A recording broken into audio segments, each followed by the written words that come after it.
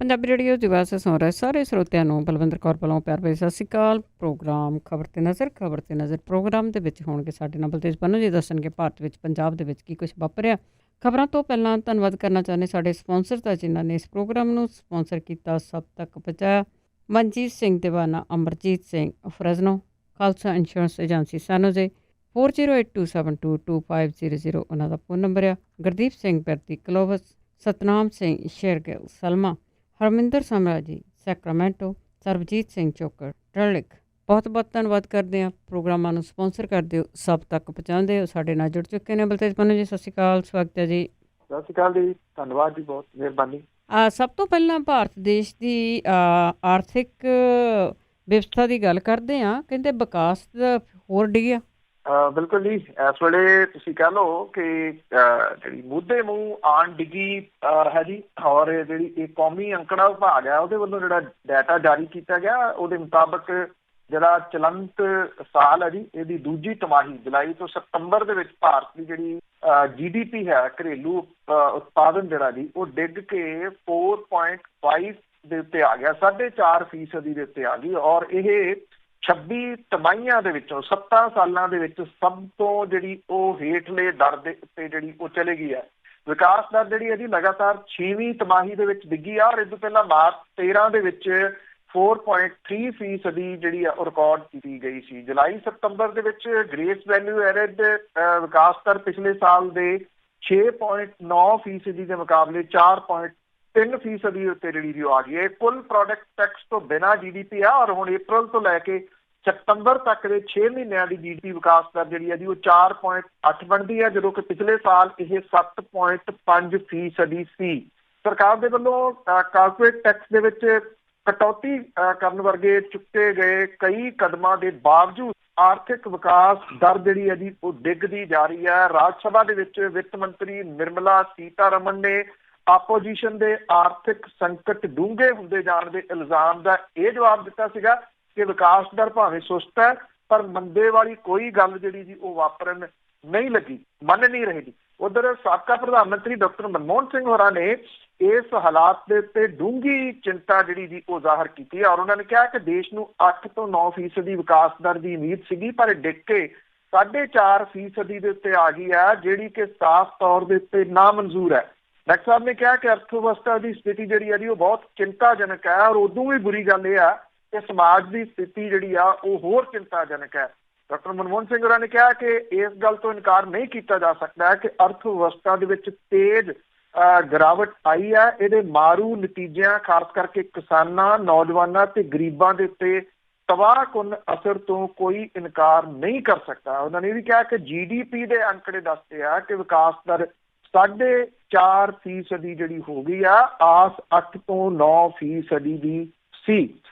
ਸਵਾਲ ਇਹ ਹੈ ਕਿ ਅਰਥ ਸ਼ਾਸਤਰੀ ਨੇ ਡਾਕਟਰ ਮਨਮੋਹਨ ਸਿੰਘ ਹੋਰੀ, ਹੁਣ ਉਹਨਾਂ ਦੇ ਬਰਾਬਰ ਦੇ ਉੱਤੇ ਕੋਈ ਅਰਥ ਸ਼ਾਸਤਰੀ ਜਵਾਬ ਦੇਵੇ ਤਾਂ ਉਹਨੂੰ ਜਿਹੜਾ ਦੀ ਸਮਝ ਆਵੇ ਨਾ। ਜਦੋਂ ਚਾਹੇ ਉਹ RBI ਦੇ ਗਵਰਨਰ ਨੇ, ਚਾਹੇ ਉਹ ਜਿਹੜੇ ਵਿੱਤ ਮੰਤਰੀ ਨੇ, ਉਹ ਲੋਕ ਲਾਏ ਹੋਏ ਆ ਜੀ ਜਿਨ੍ਹਾਂ ਦਾ ਪਿਛੋਕੜ ਹੀ ਕੋਈ ਨਹੀਂ ਹੈਗਾ ਜੀ ਇਸ ਮਾਮਲੇ 'ਚ। ਬਿਲਕੁਲ ਜੀ, ਦੇਸ਼ ਇਸ ਵੇਲੇ ਉਹੋ ਜਿਹੇ ਹੱਥਾਂ 'ਚ ਆ ਕੇ ਬਸ ਖਤਮ ਹੋਣ ਤੇ ਜਾ ਰਿਹਾ ਹੈ। ਅੱਗੇ ਗੱਲ ਕਰਦੇ ਹਾਂ, ਪੰਜਾਬ ਦੇ ਵਿੱਚ ਜਿਹੜੀ ਇੱਕ ਮੀਟਿੰਗ ਹੋਈ ਆ ਵਜ਼ਾਰਤ ਦੀ, ਅਤੇ ਲੈਂਡਿੰਗ ਬੈਂਕ ਜਿਹੜੀ ਇਹਨਾਂ ਨੇ ਕੋਈ ਸਕੀਮ ਲਿਆਉਣੀ ਆ, ਉਸ 'ਤੇ ਗੱਲਬਾਤ ਹੋਈ ਹੈ। ਕਿ ਐਕਚੁਅਲੀ ਜਿਹੜੀਆਂ ਸਨਅਤਾਂ ਨੂੰ ਜ਼ਮੀਨਾਂ ਦੇਣ ਦੇ ਵਾਸਤੇ ਇੱਕ ਲੈਂਡ ਬੈਂਕ ਜਿਹੜਾ ਜੀ ਉਹ ਬਣਾਉਣ ਸੰਬੰਧੀ ਤਿਆਰ ਕੀਤਾ ਜਾ ਰਿਹਾ ਜੀ ਖਰੜਾ ਪੰਜਾਬ ਸਰਕਾਰ ਦੇ ਵੱਲੋਂ। ਇਹਦੇ ਤਹਿਤ ਪਿੰਡਾਂ ਦੀਆਂ ਜ਼ਮੀਨਾਂ ਲੈ ਕੇ ਲੈਂਡ ਬੈਂਕ ਜਿਹੜੇ ਵੀ ਉਹ ਬਣਾਏ ਜਾਣਗੇ। ਇਹਦੇ ਉੱਤੇ ਜਿਹੜੀ ਮੋਹਰ ਲੱਗਣ ਦੀ ਉਮੀਦ ਹੈ। ਇਹਦਾ ਮਕਸਦ ਜਿਹੜੇ ਸਨਅਤਕਾਰ ਨੇ ਉਹਨਾਂ ਨੂੰ ਸੂਬੇ ਦੇ ਵਿੱਚ ਜਿਹੜਾ ਜੀ ਉਹ ਇਨਵੈਸਟਮੈਂਟ ਕਰਨ ਦੇ ਵਾਸਤੇ ਜਿਹੜਾ ਜੀ ਉਹ ਆਕਰਸ਼ਿਤ ਕਰਨਾ ਹੈ। ਐਕਚੁਅਲੀ ਜੇ ਤੁਹਾਨੂੰ ਯਾਦ ਹੋਵੇ ਤਾਂ ਇਹ ਲੈਂਡ ਪੂਲਿੰਗ ਜਾਂ ਜਿਹੜੇ ਜ਼ੋਨ ਬਣਾਏ ਗਏ ਸਨ, SEZ ਸਪੈਸ਼ਲ ਇਕਨੋਮਿਕ ਜ਼ੋਨ, ਉਦੋਂ ਵੀ ਕਿਸਾਨਾਂ ਦੀਆਂ ਜ਼ਮੀਨਾਂ ਜਿਹੜੀਆਂ ਸੀਗੀਆਂ ਜੀ ਉਹ ਲੈ ਕੇ ਵੱਡੇ ਘਰਾਣਿਆਂ ਨੂੰ ਦੇ ਦਿੱਤੀਆਂ ਗਈਆਂ ਸੀਗੀਆਂ ਜੀ। ਜੇ ਯਾਦ ਹੋਵੇ ਤਾਂ ਉਦੋਂ ਇਹ ਗੱਲ ਵੀ ਚੱਲੀ ਸੀ ਕਪਤਾਨ ਸਾਹਿਬ ਦੀ ਪਿਛਲੀ ਸਰਕਾਰ ਦੇ ਮੌਕੇ ਕਿ ਇੱਥੋਂ ਜਿਹੜੀ ਰਿਲਾਇੰਸ ਵਰਗੇ ਜੀ ਉਹਨਾਂ ਨੇ ਸਬਜ਼ੀਆਂ ਜਿਹੜੀਆਂ ਜੀ ਉਹ ਚੁੱਕਿਆ ਕਰਨੀਆਂ ਨੇ। ਉਹਨਾਂ ਨੂੰ ਕਿੰਨੀ ਜ਼ਮੀਨ ਦਿੱਤੀ ਗਈ ਸੀ ਉਹ ਹੋ ਸਕਦਾ ਲੋਕਾਂ ਨੂੰ ਭੁੱਲ ਭੁਲਾ ਜਿਹੜਾ ਦੀ ਉਹ ਗਈ ਹੋਏ, ਪਰ ਉਹ ਉਦੋਂ ਦਿੱਤੀ ਜ਼ਰੂਰ ਗਈ ਸੀ। ਉੱਥੇ ਕਿੰਨੀਆਂ ਕੁ ਸਬਜ਼ੀਆਂ ਚੁੱਕੀਆਂ ਗਈਆਂ, ਕਿੰਨੀਆਂ ਕੁ ਬਣੀਆਂ, ਕਿਤੇ ਦਿਸਦੀਆਂ ਨਹੀਂ ਗੀਆਂ। ਜਾਣਕਾਰੀ ਦੇ ਅਨੁਸਾਰ ਸੂਬੇ ਦੇ ਸਨਅਤੀ ਵਿਭਾਗ ਨੇ ਨੀਤੀ ਤਿਆਰ ਕੀਤੀ ਹੈ। ਇਹਦੇ ਤਹਿਤ ਸਨਅਤਾਂ ਨੂੰ ਜ਼ਮੀਨਾਂ ਦੇਣ ਲਈ ਪਿੰਡਾਂ ਕੋਲੋਂ ਜ਼ਮੀਨਾਂ ਲਈਆਂ ਜਾਣਗੀਆਂ। PSIDC ਦੇ ਅਧੀਨ ਲੈਂਡ ਬੈਂਕ ਬਣਾਇਆ ਜਾਊਗਾ। ਕਈ ਪਿੰਡਾਂ ਦੇ ਵਿੱਚ ਕਾਫੀ ਜ਼ਮੀਨਾਂ ਪਈਆਂ ਨੇ ਜਿਨ੍ਹਾਂ ਦੇ ਉੱਤੇ ਕਬਜ਼ੇ ਜਿਹੜੇ ਜੀ ਕੀਤੇ ਹੋਏ ਨੇ। ਦੂਜੇ ਪਾਸੇ ਸਨਅਤ ਲਈ ਜ਼ਮੀਨਾਂ ਜਿਹੜੀਆਂ ਜੀ ਉਹ ਨਹੀਂ ਮਿਲ ਰਹੀਆਂ। ਜ਼ਮੀਨਾਂ ਦੀਆਂ ਕੀਮਤਾਂ ਵੱਧ ਹੋਣ ਕਰਕੇ ਜਿਹੜੇ ਸਨਅਤਕਾਰ ਨੇ ਉਹ ਜ਼ਮੀਨਾਂ ਖਰੀਦਣ ਤੋਂ ਹੱਥ ਪਿਛਾਂਹ ਜਿਹੜਾ ਜੀ ਉਹ ਖਿੱਚਦੇ ਆ। ਔਰ ਪਿਛਲੇ ਕੁਝ ਸਾਲਾਂ ਤੋਂ ਦੇਸ਼ ਭਰ ਦੇ ਵਿੱਚ ਮੰਦੀ ਦਾ ਦੌਰ ਜਿਹੜਾ ਜੀ ਉਹ ਚੱਲ ਰਿਹਾ, ਜਿਹਦੇ ਕਰਕੇ ਇੱਥੇ ਕੋਈ ਜਿਹੜਾ ਜੀ ਇੱਥੋਂ ਦੇ ਮਾਹੌਲ ਮੁਤਾਬਕ ਵੀ ਜਿਹੜਾ ਜੀ ਉਹ ਆਉਣ ਦੇ ਵਾਸਤੇ ਤਿਆਰ ਨਹੀਂ ਗਾ ਜੀ ਕੋਈ, ਜਿਹਦੇ ਕਰਕੇ ਇਹ ਹੁਣ ਲੈਂਡ ਬੈਂਕ ਜਿਹੜਾ ਜੀ ਉਹ ਬਣਾਉਣ ਦੀ ਗੱਲ ਜਿਹੜੀ ਆ ਉਹ ਪੰਜਾਬ ਸਰਕਾਰ ਦੇ ਵੱਲੋਂ ਕੀਤੀ ਜਿਹੜਾ ਜੀ ਉਹ ਜਾ ਰਹੀ ਹੈ। ਔਰ ਇਹ ਵੀ ਕਿਹਾ ਜਾ ਰਿਹਾ ਕਿ ਉਸ ਸੂਬੇ ਦੇ ਵਿੱਚ ਸਨਅਤਾਂ ਲੱਗਣਗੀਆਂ ਜਿੱਥੇ ਸਸਤੀ ਜ਼ਮੀਨ ਤੇ ਚੰਗਾ ਆਧਾਰੀ ਢਾਂਚਾ ਤੇ ਸਹੂਲਤਾਂ ਜਿਹੜੀਆਂ ਜੀ ਉਹ ਮਿਲਣਗੀਆਂ। ਪੰਜਾਬ ਸਰਕਾਰ ਦਸੰਬਰ ਦੇ ਪਹਿਲੇ ਹਫ਼ਤੇ ਇਨਵੈਸਟ ਪੰਜਾਬ ਸੰਮੇਲਨ ਜਿਹੜਾ ਜੀ ਉਹ ਕਰਵਾ ਰਹੀ ਆ, ਜਿਹਦੇ ਵਿੱਚ ਉਹ ਕਹਿੰਦੀ ਹੈ ਕਿ ਜਿਹੜੀਆਂ ਸਨਅਤਾਂ ਨੇ ਉਹਨਾਂ ਨੂੰ ਇੱਥੇ ਲਿਆਉਣਾ ਉਹਦੇ ਏਜੰਡੇ ਦੇ ਉੱਤੇ ਜਿਹੜਾ ਜੀ ਉਹ ਹੈ। ਉਹ ਪਿੰਡਾਂ ਥਾਵਾਂ ਦੇ ਉੱਤੇ ਜਿਹੜੀਆਂ ਜ਼ਮੀਨਾਂ ਪਈਆਂ ਨੇ ਉਹਨਾਂ ਦੇ ਉੱਤੇ ਕਬਜ਼ੇ ਕਿਵੇਂ ਜਿਹੜੇ ਦੀ ਉਹ ਹਟਾਏ ਜਾਣਗੇ, ਕਿਵੇਂ ਲੈਂਡ ਬੈਂਕ ਜਿਹੜੇ ਦੀ ਉਹ ਬਣਾਏ ਜਾਣਗੇ, ਇੱਕ ਲੰਬੀ ਪ੍ਰਕਿਰਿਆ ਹੈ। ਪਰ ਇਸ ਮਾਮਲੇ ਦੇ ਉੱਤੇ ਸਰਕਾਰ ਜਿਹੜੀ ਹੈ ਜੀ ਉਹ ਨੀਤੀ ਬਣਾ ਕੇ ਹੁਣ ਜਿਹੜਾ ਦੀ ਉਹ ਤੁਰਨਾ ਚਾਹੁੰਦੀ ਹੈ। ਇਹ ਜ਼ਮੀਨਾਂ ਪੰਚਾਇਤੀ ਜ਼ਮੀਨਾਂ ਨੇ ਬਹੁਤੀਆਂ ਜਿਹੜੀਆਂ ਦੀ। ਵੈਸੇ ਇਹ ਹੈ ਕਿ ਕੱਲ ਹੀ ਗੱਲ ਮੈਂ ਜਿਹੜੀ ਜੀ ਕਿ ਜਿਹੜੇ ਵਕਫ ਬੋਰਡ ਦੀਆਂ ਜ਼ਮੀਨਾਂ ਨੇ ਉਹਨਾਂ ਦੇ ਉੱਤੇ ਬਹੁਤੇ ਕਬਜ਼ੇ ਜਿਹੜੇ ਦੀ ਉਹ ਪੰਜਾਬ ਸਭ ਤੋਂ ਮੂਹਰੇ ਆ ਕਬਜ਼ਿਆਂ ਦੇ ਰੂਪ ਦੇ ਵਿੱਚ। ਤੇ ਇਹ ਕਬਜ਼ੇ ਵੀ ਜਿਹੜੇ ਪੰਚਾਇਤੀ ਜ਼ਮੀਨਾਂ ਦੇ ਉੱਤੇ ਵੀ ਨੇ, ਇਹ ਵੀ ਬਹੁਤੇ ਜਿਹੜੇ ਦੀ ਉਹ ਸਿਆਸਤਦਾਨਾਂ ਦੇ। ਉਹ ਵੇਖਣਾ ਇਹ ਹੋਊਗਾ ਕਿ ਸਿਆਸਤਦਾਨਾਂ ਦੇ ਚੁੰਗਲ ਦੇ ਹੇਠੋਂ ਸਰਕਾਰ ਜਿਹੜੀ ਹੈ ਜੀ ਉਹ ਜ਼ਮੀਨਾਂ ਕਿਵੇਂ ਕੱਢੂਗੀ। ਇਹ ਜ਼ਰੂਰ ਸੋਚਣਾ ਪਊਗਾ ਜੀ। ਸਹੀ ਆ, ਲੈਂਡ ਮਾਫੀਆ ਹੈਗਾ ਇੱਥੇ। ਤੇ ਅੱਗੇ ਪੰਜਾਬ ਦੀ ਵੀ ਗੱਲ ਕਰ ਲਈਏ ਵੀ ਬੜੇ ਮੰਦੇ ਹਾਲ ਆ। 4000 ਕਰੋੜ ਦਾ ਜਿਹੜਾ ਪਾਵਰਕਾਮ ਦਾ ਪੈਸਾ ਵੀ ਫਸਿਆ। ਦੇਖੋ ਫਸਿਆ ਤਾਂ ਚਫੇਰੇ ਹੀ ਪਿਆ ਜੀ। ਹੁਣ ਅੱਜ ਇੱਥੇ ਸਾਡੇ 30 ਤਰੀਕ ਹੋ ਗਈ ਜੀ, ਕੱਲ ਨੂੰ 1 ਤਰੀਕ ਆ। ਜਿਹੜੇ ਸਰਕਾਰੀ ਕਾਮੇ ਨੇ ਉਹ ਤੇ ਜਿਹੜੇ ਪੈਨਸ਼ਨਾਂ ਦੇ ਉੱਤੇ ਨੇ ਉਹ ਸਾਰੇ ਉਡੀਕਣਗੇ ਕਿ ਕੱਲ ਨੂੰ ਉਹਨਾਂ ਦੇ ਖਾਤਿਆਂ ਦੇ ਵਿੱਚ ਜਿਹੜੀਆਂ ਦੀ ਉਹ ਤਨਖਾਹਾਂ ਪੈਣਗੀਆਂ, ਕਿੱਥੋਂ ਪੈਣਗੀਆਂ। ਇਹ ਬਹੁਤ ਵੱਡਾ ਸਵਾਲ ਜਿਹੜਾ ਜੀ ਉਹ ਇਸ ਵੇਲੇ ਖੜਾ। ਵਿੱਤ ਵਿਭਾਗ ਜਿਹੜਾ ਪੰਜਾਬ ਦਾ ਉਹ ਇੱਕੋ ਜਿਹੜਾ ਜੀ ਢੋਲ ਵਜਾਈ ਜਾਂਦਾ ਕਿ ਕੇਂਦਰ ਦੀ ਸਰਕਾਰ ਦੇ ਵੱਲੋਂ 4100 ਕਰੋੜ ਰੁਪਈਏ ਦਾ ਮੁਆਵਜ਼ਾ ਅਦਾ ਨਾ ਕੀਤੇ ਜਾਣ ਕਰਕੇ ਅਦਾਇਗੀਆਂ ਜਿਹੜੀਆਂ ਦੀ ਉਹ ਰੁਕ ਗਈਆਂ ਨੇ। ਇਹ ਹੈ ਜੀ 4100 ਜਿਹੜਾ ਜੀ ਉਹ ਕਰੋੜ ਰੁਪਈਆ। ਦੂਜੇ ਪਾਸੇ ਜਿਹੜੇ ਮੁਫਤ ਬਿਜਲੀ ਦਿੱਤੀ ਜਾਂਦੀ ਆ ਕਿਸਾਨਾਂ ਨੂੰ, ਤੇ ਦੂਜੀ ਇਸ ਮਾਮਲੇ ਵਿੱਚ ਜਿਹੜਾ ਬਿਜਲੀ ਵਿਭਾਗ ਹੈ ਉਹਦਾ 4000 ਕਰੋੜ ਰੁਪਈਆ ਜਿਹੜਾ ਜੀ ਉਹ ਖੜਾ ਆ। ਬਿਜਲੀ ਵਿਭਾਗ ਦੇ ਉੱਤੇ ਡੂੰਘਾ ਸੰਕਟ ਜਿਹੜਾ ਜੀ ਉਹ ਬਣ ਗਿਆ ਕਿ 4000 ਕਰੋੜ ਰੁਪਈਆ ਕਿੱਥੋਂ ਜਿਹੜਾ ਆਵੇ। ਪੰਜਾਬ ਦੇ ਵਿੱਚ ਬਿਜਲੀ ਸਮੁੱਚੇ ਮੁਲਕ ਦੇ ਨਾਲੋਂ ਜਿਹੜੀ ਜੀ ਉਹ ਮਹਿੰਗੀ ਆ। ਇੱਥੇ 9 ਰੁਪਈਏ ਪਰ ਯੂਨਿਟ ਹੈ। ਨਾਲ ਲੱਗਵੇਂ ਸੂਬਿਆਂ ਦੇ ਵਿੱਚ ਕਿਤੇ 2.5 ਰੁਪਈਏ ਆ, ਕਿਤੇ 3 ਰੁਪਈਏ ਜਿਹੜੀ ਹੈ। ਦਿੱਲੀ ਦੇ ਵਿੱਚ ਇੱਕ ਵੀ ਯੂਨਿਟ ਪ੍ਰੋਡਿਊਸ ਨਹੀਂ ਕੀਤਾ ਜਾਂਦਾ। ਉੱਥੇ ਵੀ ਜਿਹੜੇ ਬਿਜਲੀ ਦੇ ਰੇਟ ਆ ਉਹ 3 ਰੁਪਈਏ 3.5 ਰੁਪਈਏ ਆ। ਜਿੱਥੇ ਬਿਜਲੀ ਪ੍ਰੋਡਿਊਸ ਕੀਤੀ ਜਾਂਦੀ ਆ ਉੱਥੇ ਜਿਹੜੇ ਰੇਟ ਆ ਉਹ 9 ਰੁਪਈਏ ਆ। ਇਹਦੇ ਬਾਵਜੂਦ ਜੋ ਵਿੱਤੀ ਹਾਲਾਤ ਇਸ ਵੇਲੇ ਪੰਜਾਬ ਦੇ ਜਿਹੜੇ ਜੀ ਉਹ ਬਣ ਗਏ ਹੋਏ ਆ, ਉਹਦੀਆਂ ਜਿਹੜੀਆਂ ਫਿਗਰਸ ਨੇ ਉਹ ਡਰਾਉਣੀਆਂ ਨੇ। ਬਿਜਲੀ ਨਿਗਮ ਦੇ ਵੱਲੋਂ 1150 ਕਰੋੜ ਰੁਪਈਏ ਦੀਆਂ ਅਦਾਇਗੀਆਂ ਕਰਨ ਲਈ ਤੁਰੰਤ ਪੈਸੇ ਦੀ ਜ਼ਰੂਰਤ ਹੈ। ਸਰਕਾਰ ਦੇ ਵੱਲੋਂ ਹੱਥ ਜਿਹੜੇ ਜੀ ਉਹ ਖੜੇ ਕੀਤੇ ਹੋਏ ਆ। ਜਿਨ੍ਹਾਂ ਵਿਭਾਗਾਂ ਦੇ ਵੱਲੋਂ ਬਿਜਲੀ ਦੇ ਬਿੱਲ ਨਹੀਂ ਭਰੇ ਗਏ ਉਹਨਾਂ ਦੇ ਵਿੱਚ ਖਾਸ ਤੌਰ ਦੇ ਉੱਤੇ ਜਲ ਘਰਾਂ ਦੀ ਬਿੱਲਾਂ ਦੀ ਅਦਾਇਗੀ ਨਾ ਹੋਣ ਕਰਕੇ 1107 ਕਰੋੜ ਰੁਪਈਆ ਜਲ ਸਪਲਾਈ ਵਿਭਾਗ ਨੇ ਦੇਣਾ।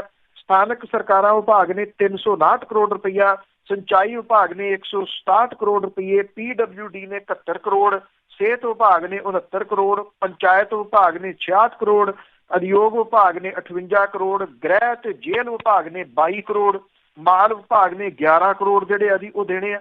ਇਹ ਸਾਰੇ ਪਾਵਰਕਾਮ ਦੇ ਜਿਹੜੇ ਜੀ ਉਹ ਦੇਣਦਾਰੀਆਂ ਨੇ ਜੀ ਜਿਹੜੀਆਂ।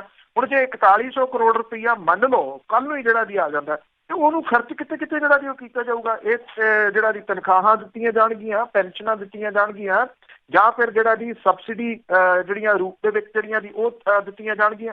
ਨਵੰਬਰ ਮਹੀਨੇ ਦੇ ਅੰਤ ਤੱਕ 3227 ਕਰੋੜ ਰੁਪਈਏ ਦੀਆਂ ਅਦਾਇਗੀਆਂ ਕੀਤੀਆਂ ਜਾਣੀਆਂ ਸੀਗੀਆਂ ਜੀ ਅੱਜ 30 ਤਰੀਕ ਤੱਕ ਜੀ 3227 ਕਰੋੜ। ਔਰ ਜਿਹੜੀਆਂ ਕਿ ਵਿੱਤੀ ਸੰਕਟ ਕਰਕੇ ਜਿਹੜੀਆਂ ਨਹੀਂ ਕੀਤੀਆਂ ਜਾ ਸਕੀਆਂ, ਇਹਦੇ ਵਿੱਚ ਮੁੱਖ ਤੌਰ ਦੇ ਉੱਤੇ ਬਿਜਲੀ ਦੀ ਖਰੀਦ ਦਾ 2502 ਕਰੋੜ ਰੁਪਈਏ ਆ, ਕੋਲੇ ਦੀ ਖਰੀਦ ਦੇ 145 ਕਰੋੜ ਰੁਪਈਏ ਆ ਜੀ, ਟਰਾਂਸਮਿਸ਼ਨ ਦੇ ਖਰਚੇ ਤਕਰੀਬਨ 140 ਕਰੋੜ ਆ, ਜਿਹੜਾ ਪ੍ਰੋਵੀਡੈਂਟ ਫੰਡ ਵਗੈਰਾ ਜੀ ਉਹ 348 ਕਰੋੜ ਰੁਪਈਏ ਜਿਹੜੇ ਜੀ ਉਹ ਸ਼ਾਮਲ ਨੇ।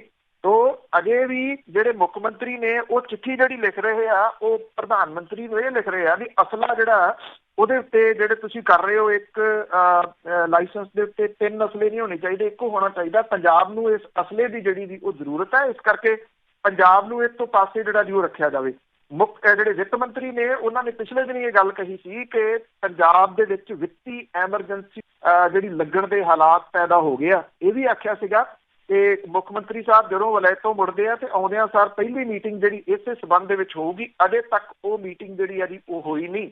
ਪਤਾ ਨਹੀਂ ਕਿਸ ਚੀਜ਼ ਨੂੰ ਉਡੀਕਿਆ ਜਿਹੜਾ ਜੀ ਉਹ ਜਾ ਰਿਹਾ, ਤੇ ਉੱਤੋਂ ਕੋਈ ਪੈਸੇ ਜਿਹੜੇ ਉਹ ਡਿੱਗਣੇ ਆ ਤੇ ਉਹਦੇ ਨਾਲ ਫਿਰ ਪੰਜਾਬ ਦਾ ਖਜ਼ਾਨਾ ਜਿਹੜਾ ਜੀ ਉਹ ਚੱਲਣਾ। ਕੱਲ ਨੂੰ ਹਾਲ ਪਾਰਿਆ ਜਿਹੜੀ ਜੀ ਉਹ ਹੋਣੀ ਸ਼ੁਰੂ ਹੋ ਜਾਣੀ ਆ 1 ਤਰੀਕ ਤੋਂ ਬਾਅਦ। ਜੀ, ਪਰ ਇਹਨਾਂ ਨੂੰ ਲੀਡਰਾਂ ਨੂੰ ਤਾਂ ਆਪਣਾ ਹੀ ਆ ਨਾ। ਤੇ ਅੱਗੇ ਗੱਲ ਕਰਦੇ ਆ 1984 ਦੇ ਕਤਲੇਆਮ ਦੀ। ਸੈਂਟਰ ਸਰਕਾਰ ਨੇ ਸੁਪਰੀਮ ਕੋਰਟ ਤੋਂ ਪਰਮਿਸ਼ਨ ਮੰਗੀ ਆ ਕਿ ਸੈੱਟ ਹੈ ਜਿਹੜੀ ਉਹਨੂੰ ਖਤਮ ਕਰ ਦਿੱਤਾ ਜਾਵੇ, ਕਿਉਂਕਿ ਜਿਹੜੇ ਮਾਮਲੇ ਸਾਰੇ ਮੁੱਕ ਗਏ। ਇਹ ਦਿੱਲੀ ਹਾਈ ਕੋਰਟ ਦੇ ਜਸਟਿਸ ਨੇ ਜਿਹੜਾ ਉਹਨਾਂ ਦੀ ਅਗਵਾਈ ਹੇਠ ਕਾਇਮ ਕੀਤੀ ਗਈ ਜਿਹੜੀ SIT ਆ, ਉਹਨੂੰ ਸਮੇਟਣ ਦੇ ਵਾਸਤੇ ਕੇਂਦਰ ਸਰਕਾਰ ਨੇ ਸੁਪਰੀਮ ਕੋਰਟ ਤੋਂ ਆਗਿਆ ਜਿਹੜੀ ਦੀ ਉਹ ਮੰਗੀ ਆ। ਔਰ ਕੇਂਦਰ ਸਰਕਾਰ ਨੇ ਸੁਪਰੀਮ ਕੋਰਟ ਨੂੰ ਇਹ ਜਾਣਕਾਰੀ ਜਿਹੜੀ ਦਿੱਤੀ ਆ ਕਿ SIT ਨੇ 1984 ਦੇ ਸਿੱਖ ਵਿਰੋਧੀ ਦੰਗਿਆਂ ਦੇ ਸੰਬੰਧ ਦੇ ਵਿੱਚ 186 ਕੇਸਾਂ ਦੀ ਜਾਂਚ ਜਿਹੜੀ ਹੈ ਜੀ ਉਹ ਮੁਕੰਮਲ ਕਰ ਲਈ ਹੈ।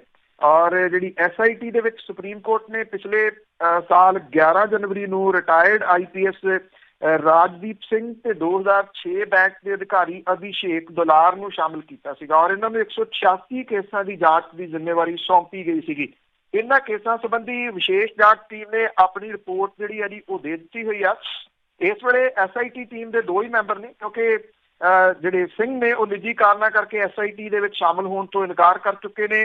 ਕੇਂਦਰ ਨੇ ਸੁਪਰੀਮ ਕੋਰਟ ਦੇ ਚੀਫ ਜਸਟਿਸ ਤੇ ਜਿਹੜੇ ਉਹਨਾਂ ਦੇ ਨਾਲ ਦੇ ਬੈਂਚ ਵਾਲੇ ਨੇ ਵੀ ਉਹਨਾਂ ਨੂੰ ਇਹ ਲਿਖਤੀ ਰੂਪ ਦੇ ਵਿੱਚ ਜਿਹੜਾ ਜੀ ਇਹ ਮੰਗਿਆ ਹੈ ਕਿ ਇਹਨੂੰ ਜਿਹੜਾ ਜੀ ਖਤਮ ਕਰਨ ਦੀ ਪਰਮਿਸ਼ਨ ਜਿਹੜੀ ਆ ਉਹ ਦਿੱਤੀ ਜਿਹੜੀ ਦੀ ਉਹ ਜਾਵੇ। ਜਿਹੜੀ ਇਹਨਾਂ ਨੇ SIT ਨੇ ਜਿਹੜੀ ਪਿਛਲੇ ਦਿਨੀ ਰਿਪੋਰਟ ਦਿੱਤੀ ਸੀਗੀ ਉਹ ਬੰਦ ਲਿਫਾਫਾ ਰਿਪੋਰਟ ਹੈ ਜੀ। ਔਰ ਇਹ ਬੰਦ ਲਿਫਾਫਾ ਰਿਪੋਰਟ ਅਜੇ ਜਿਹੜੀ ਜੀ ਉਹ ਖੁੱਲਣੀ ਆ। ਜਿਹੜੇ ਸੋਲਿਸਿਟਰ ਜਨਰਲ ਨੇ ਉਹਨਾਂ ਨੇ ਅਦਾਲਤ ਨੂੰ ਇਹ ਕਿਹਾ ਜੀ ਕਿ SIT ਨੇ ਆਪਣਾ ਕੰਮ ਮੁਕੰਮਲ ਕਰ ਲਿਆ ਤੇ ਅੰਤਿਮ ਰਿਪੋਰਟ ਦੇ ਦਿੱਤੀ ਆ, ਇਸ ਕਰਕੇ ਹੁਣ ਇਹਦੀਆਂ ਸੇਵਾਵਾਂ ਜਿਹੜੀਆਂ ਜੀ ਉਹ ਬੰਦ ਕਰ ਦੇਣੀਆਂ ਜਿਹੜੀਆਂ ਦੀ ਉਹ ਚਾਹੀਦੀਆਂ ਨੇ। ਇਹਦੇ ਦੌਰਾਨ ਜਿਹੜੇ HS ਪੂਲਕਾ ਨੇ ਸੁਪਰੀਮ ਕੋਰਟ ਦੇ ਵਕੀਲ, ਉਹਨਾਂ ਨੇ ਇਹ ਕਿਹਾ ਕਿ ਬੈਂਚ ਜਿਹੜਾ ਜੀ ਉਹ ਪਹਿਲਾਂ ਰਿਪੋਰਟ ਵੇਖ ਲਵੇ, ਜੇ ਕੋਈ ਹੋਰ ਜਾਂਚ ਦੀ ਲੋੜ ਹੋਈ ਤਾਂ ਫਿਰ ਦੁਬਾਰਾ ਸਿੱਟ ਬਣਾਉਣੀ ਪਊਗੀ। ਇਸ ਕਰਕੇ ਉਦੋਂ ਤੱਕ ਇਹ ਸਿੱਟ ਜਿਹੜੀ ਹੈ ਜੀ ਉਹ ਭੰਗ ਨਾ ਕੀਤੀ ਜਾਵੇ। ਇਹਦੇ ਉੱਤੇ ਸੁਪਰੀਮ ਕੋਰਟ ਜਿਹੜੀ ਹੈ ਜੀ ਉਹ ਅਗਲੇ 1-2 ਦਿਨਾਂ ਦੇ ਵਿੱਚ ਫੈਸਲਾ ਲਊਗੀ ਜੀ। ਤੇ ਅੱਗੇ ਕੋਟਕਪੂਰਾ ਗੋਲੀਕਾਂਡ ਦੀ ਜੇ ਗੱਲ ਕਰੀਏ ਤਾਂ ਉੱਥੇ ਦੂਜੀ ਰਿਪੋਰਟ ਵੀ ਪੇਸ਼ ਕੀਤੀ ਗਈ ਹੈ, ਜਿਸ ਵਿੱਚ ਰਣਜੀਤ ਸਿੰਘ ਦੀ ਰਿਪੋਰਟ ਵੀ ਲਾਈ ਗਈ। ਐਕਚੁਅਲੀ ਜੀ ਪਿਛਲੇ ਦਿਨ ਜਦੋਂ ਚਾਰਜ ਫਰੇਮ ਹੋਣੇ ਸੀਗੇ ਜਿਹੜੇ ਪੁਲਿਸ ਵਾਲੇ ਜਿਹੜੇ ਗੋਲੀਕਾਂਡ ਵਿੱਚ ਸ਼ਾਮਲ ਨੇ ਜੀ, ਉਹ ਚਾਰਜ ਫਰੇਮ ਨਹੀਂ ਸੀ ਕੀਤੇ ਗਏ, ਕਿਉਂਕਿ ਚਾਰਜ ਫਰੇਮ ਕਰਨ ਦੇ ਵਾਸਤੇ ਇੱਕ ਐਕਸਕਿਊਜ਼ ਬਣਾਇਆ ਗਿਆ ਸੀਗਾ ਕਿ ਅਜੇ ਇੱਕ ਜਿਹੜਾ ਸਾਬਕਾ SSP ਮੋਗਾ ਉਹਦੇ ਖਿਲਾਫ ਤਾਂ ਚਲਾਨ ਪੇਸ਼ ਹੋਇਆ, ਬਾਕੀਆਂ ਦੇ ਖਿਲਾਫ ਚਲਾਨ ਪੇਸ਼ ਨਹੀਂ ਹੋਇਆ। ਇਸ ਕਰਕੇ ਡਿਲੇ ਹੋ ਗਿਆ ਸੀਗਾ ਜੀ ਸਾਰਾ ਮਾਮਲਾ। ਹੁਣ ਜਿਹੜੇ ਸੈਸ਼ਨ ਜੱਜ ਨੇ ਫਰੀਦਕੋਟ ਦੇ ਉਹਨਾਂ ਦੀ ਅਦਾਲਤ ਦੇ ਵਿੱਚ ਕੋਟਕਪੂਰਾ ਗੋਲੀਕਾਂਡ ਦੀ ਸੁਣਵਾਈ ਜਿਹੜੀ ਹੋਈ, ਇਹਦੇ ਵਿੱਚ ਜਿਹੜਾ ਦੋਸ਼ ਆਇਦ ਹੋਣ ਦੇ ਮੁੱਦੇ ਦੇ ਉੱਤੇ ਬਹਿਸ ਹੋਣੀ ਸੀਗੀ, ਪਰ SIT ਨੇ ਚਾਰਜ ਸ਼ੀਟ ਦੇ ਨਾਲ ਕੁਝ ਹੋਰ ਦਸਤਾਵੇਜ਼ ਜਿਹੜੇ ਵੀ ਉਹ ਪੇਸ਼ ਕੀਤੇ ਆ। ਇਹਦੇ ਵਿੱਚ ਜਸਟਿਸ ਰਣਜੀਤ ਸਿੰਘ ਹੋਰਾਂ ਦੀ ਬਹੁਤ ਚਰਚਿਤ ਜਾਂਚ ਰਿਪੋਰਟ ਵੀ ਸ਼ਾਮਲ ਹੈ। ਜਾਂਚ ਟੀਮ ਨੇ ਜਸਟਿਸ ਰਣਜੀਤ ਸਿੰਘ ਕਮਿਸ਼ਨ ਦੀ ਰਿਪੋਰਟ ਨੂੰ ਚਲਾਨ ਦੇ ਦੂਜੇ ਹਿੱਸੇ ਵਜੋਂ ਅਦਾਲਤ ਦੇ ਵਿੱਚ ਪੇਸ਼ ਜਿਹੜਾ ਵੀ ਉਹ ਕੀਤਾ। ਅਦਾਲਤ ਨੇ ਜਾਂਚ ਟੀਮ ਦੇ ਵੱਲੋਂ ਪੇਸ਼ ਕੀਤੇ ਗਏ ਦਸਤਾਵੇਜ਼ਾਂ ਦੀਆਂ ਨਕਲਾਂ ਇਸ ਮਾਮਲੇ ਦੇ ਵਿੱਚ ਨਾਮਜ਼ਦ ਮੁਲਜ਼ਮਾਂ ਨੂੰ ਦਿੱਤੀਆਂ ਨੇ। ਜਾਂਚ ਟੀਮ ਨੇ 14 ਅਕਤੂਬਰ 15 ਨੂੰ ਪੁਲਿਸ ਫਾਇਰਿੰਗ ਦੇ ਦੌਰਾਨ ਜ਼ਖਮੀ ਹੋਏ ਕੁਝ ਲੋਕਾਂ ਦੀ ਮੈਡੀਕਲ ਰਿਪੋਰਟ ਵੀ ਇਹਦੇ ਨਾਲ ਜਿਹੜੀ ਜੀ ਉਹ ਲਾਈ ਹੈ। ਅਦਾਲਤ ਨੇ ਪ੍ਰਕਿਰਿਆ ਮੁਕੰਮਲ ਕਰਨ ਤੋਂ ਬਾਅਦ ਮਾਮਲੇ ਦੀ ਸੁਣਵਾਈ ਜਿਹੜੀ ਉਹ 13 ਦਸੰਬਰ ਦੇ ਉੱਤੇ ਪਾਈ ਹੈ। 13 ਦਸੰਬਰ ਨੂੰ ਜਿਹੜੇ ਚਾਰਜ ਫਰੇਮ ਹੋਣ ਦੇ ਮਾਮਲੇ ਦੇ ਉੱਤੇ ਬਹਿਸ ਹੋਊਗੀ ਜਿਹੜੀ, ਅਦਾਲਤ ਜਿਹੜੀ ਹੈ ਜੀ ਇਸ ਕੇਸ ਦੇ ਵਿੱਚ ਅਦਾਲਤ ਪੁਲਿਸ ਅਧਿਕਾਰੀਆਂ ਨੇ ਕੁਝ ਅਰਜ਼ੀਆਂ ਨੂੰ ਪਹਿਲਾਂ ਹੀ ਰੱਦ ਜਿਹੜਾ ਜੀ ਉਹ ਕਰ ਚੁੱਕੀ ਹੋਈ ਹੈ ਔਰ SIT ਨੇ ਅਦਾਲਤ ਦੇ ਸਾਹਮਣੇ 26 ਅਪ੍ਰੈਲ ਨੂੰ ਦੋਸ਼ ਪੱਤਰ ਜਿਹੜਾ ਜੀ ਉਹ ਦਾਇਰ ਕੀਤੇ ਸੀਗੇ ਔਰ ਇਹ ਤੋਂ ਬਾਅਦ ਜਾਂਚ ਟੀਮ ਦੀ ਪੜਤਾਲ ਦੇ ਦੌਰਾਨ ਕੁਝ ਦਸਤਾਵੇਜ਼ਾਂ ਨੂੰ ਸਬੂਤ ਦੇ ਵਜੋਂ ਆਪਣੇ ਜਿਹੜਾ ਜੀ ਉਹ ਕਬਜ਼ੇ ਦੇ ਵਿੱਚ ਲਿਆ ਸੀਗਾ। ਜਾਂਚ ਟੀਮ ਨੇ ਇਹਨਾਂ ਦਸਤਾਵੇਜ਼ਾਂ ਨੂੰ ਚਲਾਣ ਦਾ ਹਿੱਸਾ ਬਣਾਉਣ ਲਈ ਇਹ ਦਸਤਾਵੇਜ਼ ਅਦਾਲਤ ਦੇ ਸਾਹਮਣੇ ਜਿਹੜਾ ਜੀ ਉਹ ਪੇਸ਼ ਕੀਤੇ ਸੀਗੇ। ਅਦਾਲਤ ਨੇ ਇਹਨਾਂ ਦਸਤਾਵੇਜ਼ਾਂ ਨੂੰ ਚਲਾਣ ਦੇ ਨਾਲ ਨੱਥੀ ਕਰਨ ਦੀ ਹਦਾਇਤ ਜਿਹੜੀ ਹੈ ਜੀ ਉਹ ਕੀਤੀ ਆ। ਦੱਸ ਇਹ ਕਿ ਜਿਹੜੇ ਗੁਰੂ ਗ੍ਰੰਥ ਸਾਹਿਬ ਦੀ ਬੇਅਦਬੀ ਨਹੀਂ ਬਲਕਿ ਬੇਅਦਬੀ ਤੋਂ ਬਾਅਦ ਜਿਹੜੀ ਗੋਲੀ ਚੱਲੀ ਸੀ ਜਿਹਦੇ ਵਿੱਚ 2 ਜਾਣੇ ਮਾਰੇ ਗਏ ਸੀਗੇ ਇਹ ਉਹਦੇ ਨਾਲ ਸੰਬੰਧਿਤ ਕੇਸ ਹੀ ਅੱਗੇ ਜਿਹੜਾ ਜੀ ਉਹ ਵਧ ਰਿਹਾ। ਜੇ ਆਪਾਂ ਗੁਰੂ ਗ੍ਰੰਥ ਸਾਹਿਬ ਦੀ ਬੇਅਦਬੀ ਵਾਲੇ ਮਾਮਲੇ ਦੀ ਜਿਹੜੀ ਜੀ ਉਹ ਗੱਲ ਕਰੀਏ ਉਹ ਜਿਹੜਾ ਮਾਮਲਾ ਜੀ ਉਹ ਇਸ ਵੇਲੇ ਕਿਸੇ ਕੁਛ ਵੀ ਜਿਹੜਾ ਜੀ ਉਹ ਘੋਰਾ ਵੀ ਮੂਵ ਨਹੀਂ ਕਰ ਰਿਹਾ ਬਲਕਿ ਲੱਗਦਾ ਹੈ ਜੀ ਕਿ ਹਾਲ ਦੀ ਘੜੀ ਉਹ ਠੰਡੇ ਬਸਤੇ 'ਚ ਪੈ ਗਏ। ਬਿਲਕੁਲ ਜੀ ਬਿਲਕੁਲ, ਲੋਕੀ ਵੀ ਉਹਦੇ ਬਾਰੇ ਕੋਈ ਗੱਲ ਨਹੀਂ ਕਰ ਰਿਹਾ। ਤੇ ਅੱਗੇ ਗੱਲ ਕਰਦੇ ਆ ਕਾਂਗਰਸ ਦੇ 4 ਵਿਧਾਇਕਾਂ ਦੀ, ਉਹਨਾਂ ਦੀ ਨਾਰਾਜ਼ਗੀ ਉਸੇ ਤਰ੍ਹਾਂ ਜਾਰੀ। ਬਿਲਕੁਲ ਜੀ, ਹਾਲਾਂਕਿ ਦਾਵਾ ਇੱਕ ਜਿਹੜਾ ਜੀ ਤੁਹਾਡਾ ਸੀ ਉਹਦੇ ਵੱਲੋਂ ਇਹ ਕੀਤਾ ਜਾ ਰਿਹਾ ਸੀਗਾ ਕਿ ਇਹ ਮਾਮਲਾ ਹੱਲ ਹੋਣ ਕੰਢੇ ਆ ਪਰ ਇੱਕ ਵਾਰੀ ਫੇਰ ਇਹ ਜਿਹੜੇ ਪਟਿਆਲਾ ਡਿਸਟ੍ਰਿਕਟ ਦੇ ਨਾਲ ਨਾਰਾਜ਼ ਚੱਲ ਰਹੇ ਕਾਂਗਰਸ ਦੇ 4 ਵਿਧਾਇਕ ਆ ਜੀ ਉਹਨਾਂ ਨੇ ਜਿਹੜਾ ਇੱਕ ਇੰਸਪੈਕਟਰ ਆ ਜੀ ਵਿਜੇ ਕੁਮਾਰ ਜਿਹਦੇ ਤੇ 30 ਲੱਖ ਰੁਪਏ ਰਿਸ਼ਵਤ ਦੇ ਦੋਸ਼ ਦੇ ਹੇਠ ਕੇਸ ਜਿਹੜਾ ਜੀ ਉਹ ਦਰਜ ਕੀਤਾ ਆ। ਉਦੋਂ ਬਾਅਦ ਜਿਹੜਾ ਜੀ ਇਹਦੇ ਸੰਬੰਧੀ ਜਾਂਚ ਦੇ ਵਾਸਤੇ IG ਕੁੰਵਰ ਵਿਜੇ ਪ੍ਰਤਾਪ ਦੀ ਅਗਵਾਈ ਦੇ ਹੇਠ ਸਿੱਟ ਬਣਾਉਣ ਦੀ ਮੰਗ ਜਿਹੜੀ ਜੀ ਉਹ ਕੀਤੀ ਆ ਜਿਹਦੇ ਸੰਬੰਧੀ DGP ਨੂੰ ਇਹ ਕਿਹਾ ਗਿਆ ਕਿ ਉਹ ਚਿੱਠੀ ਲਿਖਣਗੇ ਔਰ ਉਹਨਾਂ ਇਹ ਵੀ ਕਿਹਾ ਕਿ ਜਾਂਚ ਦੌਰਾਨ ਸਪਸ਼ਟ ਹੋਊਗਾ ਕਿ ਉਹਨੇ ਕਿੱਥੋਂ ਪੈਸਾ ਲਿਆ ਤੇ ਕਿੱਥੇ ਜਿਹੜਾ ਨਹੀਂ ਉਹ ਭੇਜਿਆ। ਵਿਧਾਇਕਾਂ ਨੇ ਪਟਿਆਲਾ ਦੇ SDM ਦੇ ਵੱਲੋਂ ਰਿਸ਼ਵਤ ਮੰਗਣ ਦੇ ਮਾਮਲੇ ਦੀ DC ਦੇ ਵੱਲੋਂ ਸਰਕਾਰ ਨੂੰ ਭੇਜੀ ਗਈ ਜਾਂਚ ਰਿਪੋਰਟ ਵੀ ਨਸ਼ਰ ਕਰਨ ਦੇ ਉੱਤੇ ਜ਼ੋਰ ਜਿਹੜਾ ਜੀ ਉਹ ਦਿੱਤਾ। ਹਰਦਿਆਲ ਸਿੰਘ ਕੰਬੋਜ, ਨਿਰਮਲ ਸਿੰਘ ਸ਼ਤਰਾਣਾ, ਮਦਨ ਲਾਲ ਜਲਾਲਪੁਰ ਤੇ ਰਜਿੰਦਰ ਸਿੰਘ ਇਹ ਤਿੰਨੇ 4 ਵਿਧਾਇਕ ਨੇ ਜੀ। ਇਹਨਾਂ ਨੇ ਇੱਕ ਸਾਂਝੀ ਪ੍ਰੈਸ ਕਾਨਫਰੰਸ ਜਿਹੜੀ ਜੀ ਉਹ ਕੀਤੀ। ਇਹਨਾਂ ਨੇ ਇਹ ਕਿਹਾ ਕਿ ਜ਼ਿਲ੍ਹਾ ਸ਼ਿਕਾਇਤ ਨਿਵਾਰਨ ਕਮੇਟੀ ਦੀ ਮੀਟਿੰਗ 'ਚ ਉਠਾਏ ਗਏ ਸਾਰੇ ਮੁੱਦੇ ਸਹੀ ਸਾਬਤ ਹੋ ਰਹੇ ਨੇ। ਡਿਸਟ੍ਰਿਕਟ ਦੇ ਵਿੱਚ ਭ੍ਰਿਸ਼ਟਾਚਾਰ ਫੈਲਿਆ ਹੋਣ ਦਾ ਮੁੱਦਾ ਚੁੱਕਣ ਦੇ ਹਵਾਲੇ ਦੇ ਨਾਲ ਉਹਨਾਂ ਨੇ ਕਿਹਾ ਕਿ ਇੰਸਪੈਕਟਰ ਵਿਜੇ ਕੁਮਾਰ ਤੇ ਕੇਸ ਜਿਹੜਾ ਉਹ ਦਰਜ ਹੋਇਆ। ਭਾਦਸੋਂ ਥਾਣੇ ਦਾ ਮੁਖੀ 20,000 ਲੈਂਦਾ ਜਿਹੜਾ ਜੀ ਉਹ ਫੜਿਆ ਗਿਆ। CIA ਰਾਜਪੁਰਾ ਦੇ ਇੰਚਾਰਜ ਤੇ 2 ਥਾਣੇਦਾਰਾਂ ਦੇ ਨਸ਼ੀਲੀਆਂ ਗੋਲੀਆਂ ਦਾ ਮਾਮਲਾ ਰਫਾ ਦਫਾ ਕਰਨ ਦੀ ਸ਼ਮੂਲੀਅਤ ਪੁਲਿਸ ਜਾਂਚ ਦੇ ਦੌਰਾਨ ਜਿਹੜੀ ਜੀ ਉਹ ਸਾਹਮਣੇ ਆਈ ਹੈ।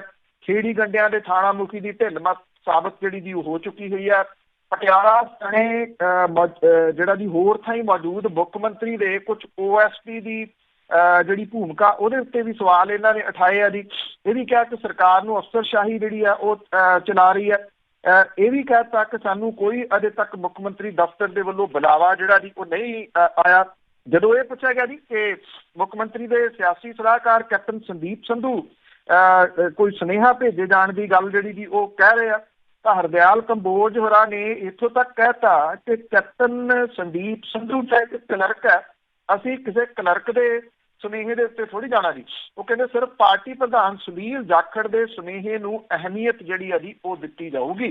ਹੁਣ ਵੇਖਣਾ ਇਹ ਹੋਊਗਾ ਕਿ ਹੁਣ ਇਹਨਾਂ ਨੂੰ ਕੌਣ ਸੱਦਦਾ ਹੈ ਤੇ ਕਿੱਥੇ ਜਿਹੜਾ ਜੀ ਇਹਨਾਂ ਦੀ ਗੱਲਬਾਤ ਜਿਹੜੀ ਉਹ ਹੁੰਦੀ ਆ। ਪਰ ਇੰਨਾ ਜ਼ਰੂਰ ਹੈ ਕਿ ਕੁਝ ਚਰਚਾਵਾਂ ਜਿਹੜੀਆਂ ਜੀ ਉਹ ਦੂਜੀਆਂ ਵੀ ਚੱਲੀ ਜਾਂਦੀਆਂ ਨੇ। ਇੱਕ ਤਾਂ ਇੱਥੇ ਜਿਹੜੇ ਪਟਿਆਲਾ ਦੇ ਵਿੱਚ SSP ਨੇ ਮਨਦੀਪ ਸਿੰਘ ਸਿੱਧੂ ਉਹ ਬੇਹੱਦ ਇਮਾਨਦਾਰ ਅਫਸਰਾਂ ਦੇ ਵਿੱਚੋਂ ਜਿਹੜਾ ਜੀ ਆਉਂਦੇ ਆ ਔਰ ਜਿੰਨੇ ਕੁ ਪੁਲਿਸ ਅਫਸਰਾਂ ਦੇ ਉੱਤੇ ਸ਼ਿਕੰਜਾ ਉਹਨਾਂ ਨੇ ਕੱਸਿਆ ਸ਼ਾਇਦ ਹੀ ਕਿਸੇ ਡਿਸਟ੍ਰਿਕਟ ਦੇ ਵਿੱਚ ਕੱਸਿਆ ਹੋਵੇ। ਇਹ ਕਿਹਾ ਜਾ ਰਿਹਾ ਹੈ ਕਿ ਉਹਨਾਂ ਦੀ ਇਮਾਨਦਾਰੀ ਜਿਹੜੀ ਆ ਉਹ ਕੁਝ ਵਿਧਾਇਕਾਂ ਨੂੰ ਰਾਸ ਨਹੀਂ ਆ ਰਹੀ ਔਰ ਇਸੇ ਤਰੀਕੇ ਦੀ ਜਿਹੜੀ ਇੱਕ ਚੁੰਝ ਚਰਚਾ ਉਹ ਪੱਤਰਕਾਰ ਭਾਈਚਾਰੇ ਦੇ ਵਿੱਚ ਜਿਹੜਾ ਇੰਸਪੈਕਟਰ ਜਿਹਦੇ ਖਿਲਾਫ ਮਾਮਲਾ ਦਰਜ ਜਿਹੜਾ ਜੀ ਇਹ ਕੀਤਾ ਗਿਆ ਵਿਜੇ ਕੁਮਾਰ ਉਹਦੇ ਸੰਬੰਧੀ ਵੀ ਚੱਲੀ ਜਾਂਦਾ ਕਿ ਅਸਲ ਦੇ ਵਿੱਚ ਇਹ ਮਾਮਲਾ ਉਹੋ ਜਿਹਾ ਨੀਗਾ ਜਿਹੋ ਜਿਹਾ ਦਿਸ ਰਿਹਾ। ਇਹਦੀ ਪਰਦੇ ਪਿੱਛੇ ਕੁਝ ਕਹਾਣੀ ਜਿਹੜੀ ਆ ਆਉਂਦੇ ਦਿਨਾਂ ਦੇ ਦੌਰਾਨ ਇੱਕ ਡਿਫਰੈਂਟ ਐਂਗਲ ਤੋਂ ਵੀ ਸਾਹਮਣੇ ਆ ਸਕਦੀ ਹੈ। ਜੀ ਜੀ ਜੀ। ਤੇ ਅੱਗੇ ਗੱਲ ਕਰਦੇ ਆ ਵਿਕਰਮ ਮਜੀਠੀਆ ਤੇ ਸੁਖਜਿੰਦਰ ਸਿੰਘ ਰੰਧਾਵਾ ਦੀ। ਇਹਨਾਂ ਦੇ ਜੱਗੂ ਭਗਵਾਨਪੁਰੀਆ ਨੂੰ ਲੈ ਕੇ ਸਿੰਘ ਫਸੇ ਹੋਏ ਆ। ਐਕਚੁਅਲੀ ਜੀ ਇਹ ਮਾਮਲਾ ਚੱਲਦਾ ਰਿਹਾ ਜਦੋਂ ਤੋਂ ਬਟਾਲੇ ਦੇ ਵਿੱਚ ਜਿਹੜਾ ਜੀ ਉਹ ਕਤਲ ਹੋਇਆ ਇੱਕ ਸਰਪੰਚ ਦਾ।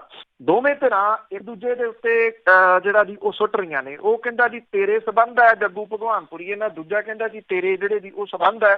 ਸਬੰਧ ਕਿਹਦੇ ਆ ਇਹ ਜਾਂ ਤਾਂ ਦੋਵੇਂ ਜਾਣਦੇ ਆ ਤੇ ਜਾਂ ਇਹਨਾਂ ਦੇ ਕੋਈ ਭੇਤੀ ਜਿਹੜਾ ਜੀ ਉਹ ਜਾਣਦਾ। ਇੱਥੇ ਜਿਹੜੇ ਕਬੱਡੀ ਫੈਡਰੇਸ਼ਨ ਦੇ ਪ੍ਰਧਾਨ ਨੇ ਸੁਰਜਨ ਚੱਠਾ, ਵਿਦੇਸ਼ ਤੋਂ ਨੇ ਉਹਨਾਂ ਨੇ ਜਿਹੜੇ ਇੱਕ ਦੋਸ਼ ਲਾਏ ਜੱਗੂ ਭਗਵਾਨਪੁਰੀਆ ਦੇ ਉੱਤੇ ਕਿ ਉਹ ਜੇਲ੍ਹ ਦੇ ਵਿੱਚ ਬਹਿ ਕੇ ਕਬੱਡੀ ਜਿਹੜੀ ਆਪਣੀ ਕਬੱਡੀ ਫੈਡਰੇਸ਼ਨ ਹੈ ਉਹਨੂੰ ਚਲਾਉਣ ਦੇ ਯਤਨਾਂ ਦੇ ਵਿੱਚ ਹੈ। ਉਹਨਾਂ 2 ਨੰਬਰ ਵੀ ਜਿਹੜੇ ਦੀ ਉਹ ਜਾਰੀ ਕੀਤੇ ਕਿ ਇਹਨਾਂ ਨੰਬਰਾਂ ਤੋਂ ਮੈਨੂੰ ਧਮਕੀਆਂ ਦਿੱਤੀਆਂ ਜਾ ਰਹੀਆਂ ਨੇ। ਸੁਰਜਨ ਚੱਠਾ ਨੇ ਇਹ ਕਿਹਾ ਕਿ ਉਹ ਜਿਹੜੇ ਖਿਡਾਰੀਆਂ ਨੂੰ ਖਿਡਾਉਣਾ ਚਾਹੁੰਦਾ ਅਸੀਂ ਉਹ ਬੈਨ ਕੀਤੇ ਹੋਏ ਆ, ਅਸੀਂ ਜਿਹੜੇ ਦੀ ਉਹ ਖਿਡਾਰੀ ਖਿਡਾਉਣੇ ਨਹੀਂ। 1 ਦਸੰਬਰ ਤੋਂ ਸਰਕਾਰ ਨੇ ਕਬੱਡੀ ਕੱਪ ਕਰਾਉਣ ਦਾ ਜਿਹੜਾ ਜੀ ਉਹ ਐਲਾਨ ਕੀਤਾ ਹੋਇਆ। ਉਦੋਂ ਪਹਿਲਾਂ ਇਹ ਸਾਰਾ ਕੁਝ ਜਿਹੜਾ ਜੀ ਉਹ ਸਾਹਮਣੇ ਆਉਣਾ ਇਹ ਆਪਣੇ ਆਪ ਦੇ ਵਿੱਚ ਕਈ ਨਵੇਂ ਸਵਾਲ ਜਿਹੜੇ ਦੀ ਉਹ ਖੜੇ ਕਰ ਰਿਹਾ। ਉਧਰ ਜਿਹੜੇ ਬਿਕਰਮ ਸਿੰਘ ਮਜੀਠੀਆ ਨੇ ਉਹਨੇ ਇੱਕ ਵਾਰੀ ਫੇਰ ਜਿਹੜਾ ਜੀ ਸੁਖਜਿੰਦਰ ਸਿੰਘ ਰੰਧਾਵਾ ਦੀ ਬਰਖਾਸਤੀ ਦੀ ਮੰਗ ਦੁਹਰਾਉਂਦਿਆਂ ਹੋਇਆ ਇਹ ਕਿ ਜੇਲ੍ਹ ਮੰਤਰੀ ਛੁੱਟੀ ਕਰਕੇ ਗੈਂਗਸਟਰ ਜੱਗੂ ਭਗਵਾਨਪੁਰੀਆ ਦੇ ਵੱਲੋਂ ਜੇਲ੍ਹ ਦੇ ਵਿੱਚੋਂ ਨਸ਼ਾ ਕਾਰੋਬਾਰ ਦੇ ਪੈਸੇ ਦੇ ਨਾਲ ਕਬੱਡੀ ਟੂਰਨਾਮੈਂਟਾਂ ਤੇ ਕੰਟਰੋਲ ਕਰਨ ਵਾਲੇ ਰੈਕਟ ਦੀ ਨਿਰਪੱਖ ਜਾਂਚ ਜਿਹੜੀ ਦੀ ਉਹ ਹੋ ਸਕਦੀ ਹੈ। ਬਿਕਰਮ ਸਿੰਘ ਮਜੀਠੀਆ ਨੇ ਇਹ ਗੱਲ ਕਹੀ ਆ ਕਿ north India circle style kabaddi federation ਨੇ ਖੁਲਾਸਾ ਇਹ ਕੀਤਾ ਕਿ ਕਿਵੇਂ ਜੱਗੂ ਭਗਵਾਨਪੁਰੀਆ ਆਸਟ੍ਰੇਲੀਆ ਤੇ ਨਿਊਜ਼ੀਲੈਂਡ ਦੇ ਵਿੱਚ ਆਪਣੇ ਸਾਥੀਆਂ ਦੇ ਰਾਹੀਂ ਕਬੱਡੀ ਪ੍ਰਬੰਧਕਾਂ ਨੂੰ ਡਰਾ ਧਮਕਾ ਕੇ ਨਸ਼ਾ ਤਸਕਰੀ ਦੇ ਪੈਸੇ ਦੀ ਮਦਦ ਦੇ ਨਾਲ ਕਬੱਡੀ ਟੂਰਨਾਮੈਂਟਾਂ ਦੇ ਉੱਤੇ ਕੰਟਰੋਲ ਜਿਹੜਾ ਜੀ ਉਹ ਕਰ ਰਿਹਾ। ਫੈਡਰੇਸ਼ਨ ਨੇ ਇਹਦੇ ਸੰਬੰਧੀ ਡੀਜੀਪੀ ਪੰਜਾਬ ਨੂੰ ਇੱਕ ਚਿੱਠੀ ਜਿਹੜੀ ਹੈ ਜੀ ਉਹ ਲਿਖੀ ਆ ਤੇ ਨੰਬਰ ਵੀ ਜਿਹੜੇ ਜੀ ਉਹ ਦਿੱਤੇ ਆ। ਇਹ ਵੀ ਦੱਸਿਆ ਗਿਆ ਜੀ ਕਿ ਗੁਰਦਾਸਪੁਰ ਦੇ ਵਿੱਚ ਪੈਂਦੇ ਪਿੰਡ ਸੁੱਖਾ ਰਾਜੂ ਦਾ ਕੰਵਲ ਸਿੰਘ ਵੀ ਇਹਦੇ ਵਿੱਚ ਸ਼ਾਮਲ ਹੈ, ਜਿਹਨੂੰ ਸਿਆਸੀ ਪੁਸ਼ਤ ਪਨਾਹੀ ਜਿਹੜੀ ਜੀ ਉਹ ਹਾਸਲ ਹੈ। ਇਹ ਵੈਸੇ ਆਪਣੇ ਆਪ ਦੇ ਵਿੱਚ ਅਜੀਬੋ ਗਰੀਬ ਗੱਲ ਇਸ ਪੁਆਇੰਟ ਆਫ ਵਿਊ ਦੇ ਵਿੱਚ ਹੈ ਕਿ ਜਦੋਂ ਅਕਾਲੀ ਬੀਜੇਪੀ ਸਰਕਾਰ ਹੁੰਦੀ ਸੀ ਇਹ ਸਾਰੇ ਦੇ ਸਾਰੇ ਦੋਸ਼ ਜਿਹੜੇ ਜੀ ਉਹ ਬਿਕਰਮ ਸਿੰਘ ਮਜੀਠੀਆ ਦੇ ਉੱਤੇ ਜਿਹੜਾ ਜੀ ਉਹ ਲੱਗਦੇ ਹੁੰਦੇ ਸੀਗੇ। ਅੱਜ ਕਾਂਗਰਸ ਦੀ ਸਰਕਾਰ ਦੀ ਜਿਹੜੀ ਹਾਲਤ ਹੈ ਉਹ ਇਹੋ ਜਿਹੀ ਪਤਲੀ ਹੁੰਦੀ ਜਾਂਦੀ ਹੈ ਕਿ ਜਿਹਦੇ ਉੱਤੇ ਆਪਣੇ ਤੇ ਦੋਸ਼ ਲੱਗਦੇ ਸੀ ਉਹ ਸਾਰੇ ਦੇ ਸਾਰੇ ਦੋਸ਼ ਜਿਹੜੇ ਆ ਜੀ ਉਹ ਕਾਂਗਰਸ ਦੀ ਸਰਕਾਰ ਦੇ ਮੰਤਰੀਆਂ ਦੇ ਉੱਤੇ ਜਿਹੜਾ ਦੀ ਉਹ ਲਾਈ ਜਾ ਰਹੇ ਨੇ। ਔਰ ਅੱਗੋਂ ਜਿਹੜੀ ਜਵਾਬ ਦੀ ਗੱਲ ਹੈ, ਜਿੱਥੋਂ ਤੱਕ ਇੱਕ ਪ੍ਰੈਸ ਕਾਨਫਰੰਸ ਜਿਹੜੀ ਸੀ ਪਿਛਲੇ ਦਿਨੀ ਸੁਖਜਿੰਦਰ ਸਿੰਘ ਰੰਧਾਵਾ ਤੇ ਸੁਨੀਲ ਜਾਖੜ ਹੋਰਾਂ ਨੇ ਜ਼ਰੂਰ ਕੀਤੀ ਸੀ, ਪਰ ਮੁੱਖ ਮੰਤਰੀ ਹੋਰਾਂ ਨੇ ਨਾ ਕਦੀ ਇਹਦੇ ਸੰਬੰਧੀ ਇੱਕ ਅੱਖਰ ਬੋਲਿਆ ਤੇ ਨਾ ਉਹਨਾਂ ਤੋਂ ਕੋਈ ਅੱਖਰ ਜਿਹੜਾ ਜੀ ਉਹ ਬੋਲੇ ਜਾਣ ਦੀ ਉਮੀਦ ਹੀ ਜਿਹੜੀ ਲਾਈ ਜਾ ਰਹੀ ਹੈ। ਸਭ ਕੁਛ ਹੀ ਪਤਾ ਜੀ, ਅੰਦਰ ਖਾਤੇ ਸਭ ਕੁਛ ਹੀ ਕਰਦੇ ਆ ਇਹ। ਤੇ ਅਖੀਰ ਦੇ ਵਿੱਚ ਗੱਲ ਕਰਦੇ ਆ ਕਿ ਬੜੀ ਵਧੀਆ ਇੱਕ ਹਾਈ ਕੋਰਟ ਦੇ ਵਿੱਚ ਪਟੀਸ਼ਨ ਗਈ ਆ ਕਿ ਜੇ ਪੰਜਾਬ ਦੇ ਇੰਨੇ ਮੰਦੇ ਹਾਲ ਆ, ਤਨਖਾਹ ਕਿਸੇ ਨੂੰ ਮਿਲ ਨਹੀਂ ਰਹੀ, ਤੇ ਸਰਕਾਰ ਆ ਜਿਹੜੀ ਉਹ ਵਿਧਾਇਕਾਂ ਦਾ ਇਨਕਮ ਟੈਕਸ ਕਿਉਂ ਭਰ ਰਹੀ? ਬਿਲਕੁਲ ਜੀ, ਇਹ ਇੱਕ ਜਿਹੜੀ ਜੀ PIL ਪਾਈ ਗਈ ਆ ਔਰ ਇਹਦੇ ਵਿੱਚ ਇਹ ਕਿਹਾ ਗਿਆ ਕਿ ਸਰਕਾਰ ਦੇ ਕੋਲ ਤਨਖਾਹਾਂ ਦੇਣ ਲਈ ਤਾਂ ਪੈਸੇ ਹੈ ਨਹੀਂ ਗੇ, ਵਿਧਾਇਕਾਂ ਨੂੰ ਇਨਕਮ ਟੈਕਸ ਤੋਂ ਛੋਟ ਜਿਹੜੀ ਹੈ ਉਹ ਕਿਉਂ ਦਿੱਤੀ ਜਾ ਰਹੀ ਹੈ।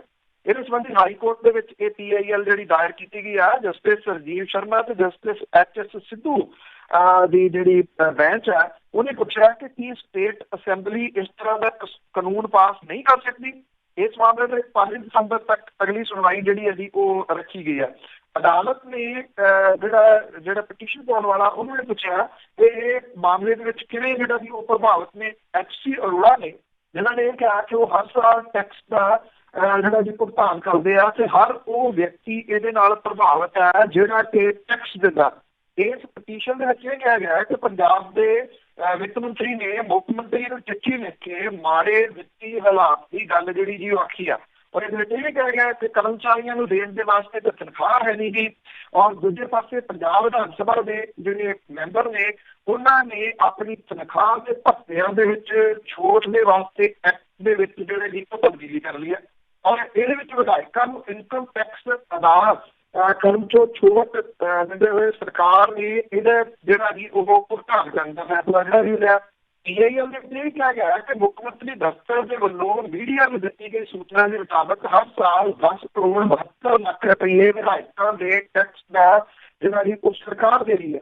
PIL ਦੇ ਵਿੱਚ ਇਹ ਕਿਹਾ ਗਿਆ ਕਿ ਪਹਿਲਾਂ ਮੰਤਰੀ ਤੇ ਡਿਪਟੀ ਮੰਤਰੀਆਂ ਨੂੰ ਟੈਕਸ ਤੋਂ ਛੋਟ ਦਿੱਤੀ ਗਈ ਸੀ ਪਰ 27 ਅਪ੍ਰੈਲ 2018 ਤੋਂ ਇਹ ਛੋਟ ਵਾਪਸ ਲੈ ਲਈ ਗਈ ਸੀ ਪਰ ਵਿਧਾਇਕਾਂ ਨੂੰ ਇਹਦੇ ਤੋਂ ਛੋਟ ਦੇਣੀ ਹੈ ਜੀ ਉਹ ਜਾਰੀ ਹੈ। ਹੁਣ ਇਹਦੇ ਤੇ 5 ਤਰੀਕ ਤੱਕ ਜਿਹੜੀ ਜੀ ਉਹ ਸਰਕਾਰ ਜਵਾਬ ਦੇਊਗੀ ਔਰ ਕੀ ਜਵਾਬ ਦਿੰਦੀ ਹੈ ਜੀ ਇਹ ਵੇਖਣ ਵਾਲਾ ਹੋਊਗਾ। ਪਰ ਇਹਨਾਂ ਜ਼ਰੂਰ ਹੈ ਕਿ HC ਅਰੋੜਾ ਹੋਣਾ ਵਰਗੇ ਜਿਹੜੇ ਕੁਛ ਲੋਕ ਨੇ ਜੀ ਉਹ ਇਸ ਤਰ੍ਹਾਂ ਦੇ ਨੇ ਜਿਹੜੇ ਸਰਕਾਰ ਨੂੰ ਪੱਗਾ ਭਾਰ ਕਰਨ ਦੇ ਵਿੱਚ ਵਿਰੋਧੀ ਤੇ ਵਰਗਾ ਰੋਲ ਜਿਹੜਾ ਨਿਭਾ ਰਹੇ ਨੇ ਕਿਉਂਕਿ ਜਦੋਂ ਵਿਧਾਇਕਾਂ ਜਾਂ ਜਿਹੜੇ ਭੱਤਿਆਂ ਦੀ ਗੱਲ ਕਰੀ ਦੀ ਆਉਂਦੀ ਆ ਤੇ ਉਹਦਾ ਵਿਰੋਧੀ ਧਿਰਾਂ ਵੀ ਨਾਂ ਨਹੀਂ ਲੈਂਦੇ ਸੀ, ਉਹ ਰਲ ਜਾਂਦੀ। ਬਿਲਕੁਲ ਵੀ ਉਹਨਾਂ ਦਾ ਵੀ ਵਿੱਚ ਹੀ ਹੁੰਦਾ ਸਾਰਾ ਕੁਛ। ਬਹੁਤ ਬਹੁਤ ਧੰਨਵਾਦ ਬਲਤੇਜ ਪੰਨੂ ਜੀ। ਮਿਹਰਬਾਨੀ ਜੀ, ਧੰਨਵਾਦ, ਸਤਿ ਸ਼੍ਰੀ ਅਕਾਲ। ਸਤਿ ਸ਼੍ਰੀ ਅਕਾਲ ਜੀ। ਤੇ ਸਰੋਤੇ ਸਨ ਬਲਤੇਜ ਪੰਨੂ ਜੀ, ਜੋ ਸਾਡੇ ਨਾਲ ਜੁੜਦੇ ਨੇ, ਕਰਦੇ ਨੇ ਖਬਰਾਂ। ਇਸੇ ਦੇ ਨਾਲ ਸਾਡਾ ਅੱਜ ਦਾ ਬੁਲਟਨ ਇੱਥੇ ਸਮਾਪਤ। ਬਲਵਿੰਦਰ ਕੌਰ ਵੱਲੋਂ ਵੀ ਆਪ ਸਭ ਨੂੰ ਪਿਆਰ ਭਰੀ ਸਤਿ ਸ਼੍ਰੀ ਅਕਾਲ।